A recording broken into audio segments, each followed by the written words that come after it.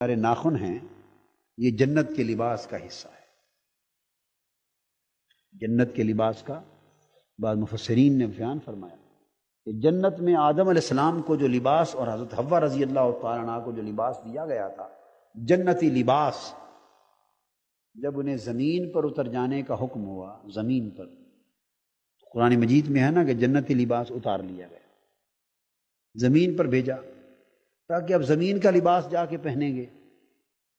تو جب زمین پر اترے تو اللہ پاک نے یہ ناخن جنت کے لباس کی شکل میں اس جسم میں ایک نشانی رکھ دی.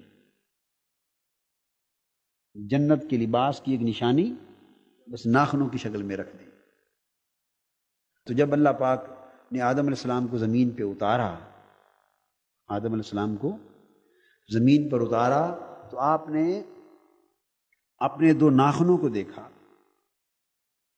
ایک دائیں طرف کے ناخن میں اللہ کا اسم پاک اور بائیں طرف میں محمد صلی اللہ علیہ وآلہ وسلم کا اسم پاک.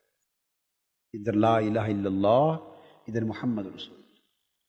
جب اسم پاک کو، حضور علیہ السلام کے اسم پاک کو ناخنوں میں دیکھا تو آپ نے چوم کر آنکھوں پہ رکھ لیے.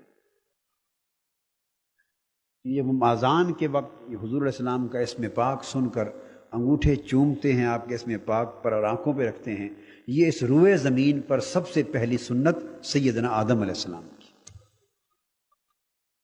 سب سے پہلی سنت کس کی ہے؟ آدم علیہ السلام.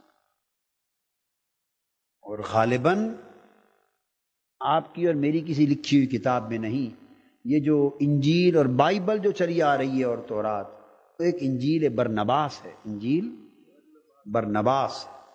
تو وہ عیسیٰ علیہ السلام پر جو انجیل نازل ہوئی اور ان کے شاگرد تھے برنباس، انہوں نے مرتب کی تھی. تو وہ انجیل اب چھپی ہوئی ہے دنیا میں، انگلش ورشن اس کا، اردو ورشن، عبرانی زبان میں ورشن اس کے موجود ہیں. اس انجیل برنباس میں جو عیسیٰ علیہ السلام کی کتاب تھی، اس میں بھی آج تک یہ درد ہے، درج کہ حضور علیہ السلام کا اسم پاک ناخنوں پر پڑھ کر آدم علیہ السلام نے چوم کر آنکھوں پر رکھ لیا. یعنی یہ جھگڑے والے دور کی قصے کہانیاں اور کتابوں کا حوالہ نہ ہوا، یہ تو عیسیٰ علیہ السلام کی کتاب انجیل برنباس میں بھی چلا رہا ہے کہ آدم علیہ السلام نے حضور علیہ السلام کا اسم پاک چوم کر آنکھوں پر رکھا تھا. اور بنی اسرائیل میں بھی لوگ ایسا کرتے تھے.